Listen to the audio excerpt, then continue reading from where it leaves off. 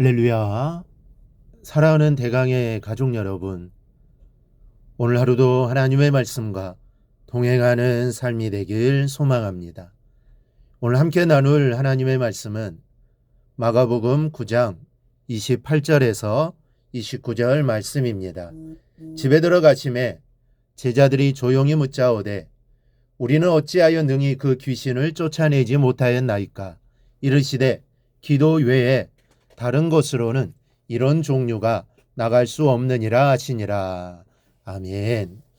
제자들은 이해가 되지 않았습니다. 자신들이 그렇게 고쳐보려고 애를 써도 고칠 수가 없었던 아이를 예수님은 너무나 쉽게 고쳐 놓으셨기 때문입니다. 전에 자신들이 병자를 고치거나 귀신을 쫓아낸 일이 없었다면 당연히 그러려니 생각을 했을 겁니다. 그러나 제자들은 이미 둘씩 보냄을 받아 병을 고치기도 했고 또 귀신을 쫓아내기도 했었습니다. 전에 해봤던 일입니다. 이 마가복음 6장을 보면 분명하게 이 사실을 기록합니다. 제자들이 나가서 회개하라 전파하고 많은 귀신을 쫓아내며 많은 병자에게 기름을 발라 고치더라. 왜 전에는 할 수 있었던 일을 오늘은 하지 못했느냐라는 것이 이 제자들의 의문이었습니다. 귀신을 쫓아낸 것이 한두 번이 아닙니다. 병자를 고친 것도 한두 건이 아닙니다. 그런데 오늘은 9명이 힘을 모았는데도 한 아이를 고치지 못한 겁니다. 너무 허탈하고 이상해서 일이 마무리된 후에 제자들이 예수님께 조심스럽게 묻고 있는 겁니다. 우리는 어찌하여 능히 그 귀신을 쫓아내지 못하였나이까? 우리는 수도 없이 이런 경험을 하며 신앙생활을 합니다. 분명히 전에 되었던 일들이 오늘 되지 않는 것입니다. 어제 그렇게 뜨거웠던 마음이 오늘은 싸늘합니다. 그러면 우리는 이렇게 생각합니다. 내 믿음발이 약해져서 하나님이 덜 역사하시나? 여러분 정말 그런 것일까요? 우리는 이런 현상을 어떻게 이해해야 합니까? 예수님이 이렇게 대답해 주십니다. 기도 외에 다른 것으로는 이런 유가 나갈 수 없느니라. 이 말씀 안에 우리의 의문에 대한 해답이 있습니다. 먼저는 내가 하는 것이 아니라는 말씀입니다. 사람은 여러 번 반복되는 일에는 타성에 적는 나쁜 습관이 있습니다. 믿음의 역사들도 마찬가지입니다. 처음 경험하는 믿음의 역사들은 감격이 넘칩니다. 그리고 그 감격만큼 하나님께 감사의 마음을 가집니다. 그러나 여러 번 은혜를 체험하다 보면 감사의 마음이 예전 같지 않아집니다. 왜 그럴까요? 어느새 그러한 일들이 전적으로 하나님께 주시는 일이라기보다는 내가 했다라는 생각을 갖게 되기 때문입니다. 내 믿음이 좋아서 이런 역사가 이루어진다고 생각합니다. 남보다 내가 더 하나님을 사랑하기 때문에 나타나는 역사라고 생각합니다. 점점 더 자기에게로 공을 돌리면서 내 중심의 신앙이 됩니다. 이것이 바로 문제가 되는 겁니다. 이렇게 되면 점점 기도의 흥미를 잃어갑니다. 하나님께 주관하시지 않으면 아무것도 할 수 없다라는 마음이어야 기도하게 되는데 여러 번 병을 고치고 귀신을 쫓아내다 보니 앞으로도 어렵지 않게 그런 일들을 할 수 있겠다라고 생각하게 되는 겁니다. 앨런이라는 유명한 미국인 목사님이 있었습니다. 가는 곳마다 신유의 기적을 일으켜 이목을 집중시켰던 사람입니다. 그 손을 대면 어떤 환자들이 거뜬히 나았고 그가 지나간 자리에는 교회가 세워졌습니다.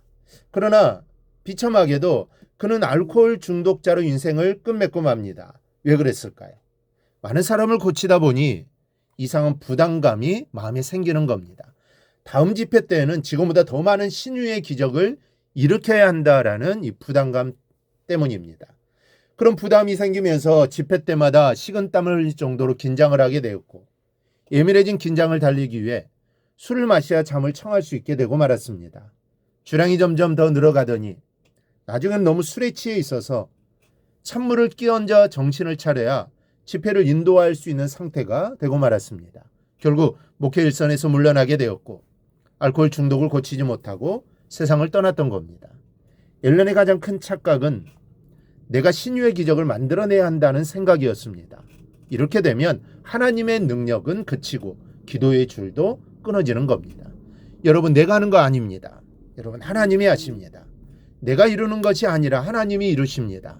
이 사실을 잊지 않고 기도생활 또 신앙생활 해나갈 수 있기를 바랍니다. 또 하나는 기도와 능력은 뗄래야 뗄 수 없는 관계입니다.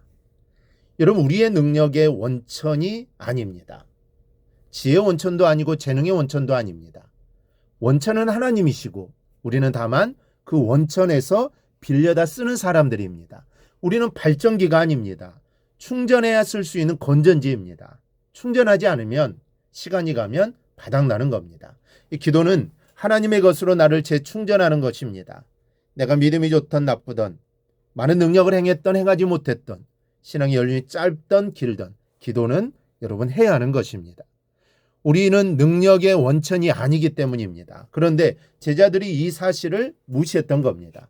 전에 해봤으니 오늘도 할 수 있다고만 생각한 것이죠. 기도와 능력은 뗄래야 뗄 수 없는 함수관계입니다.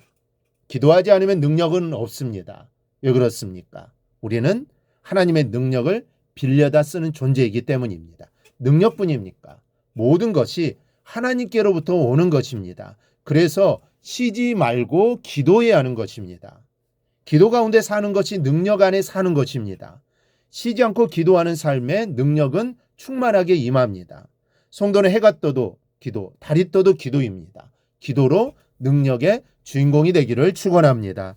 오늘 묵상한 말씀을 굳게 잡고 삶으로 실천하며 살아내는 대강의 모든 성도들이 되기를 축복합니다.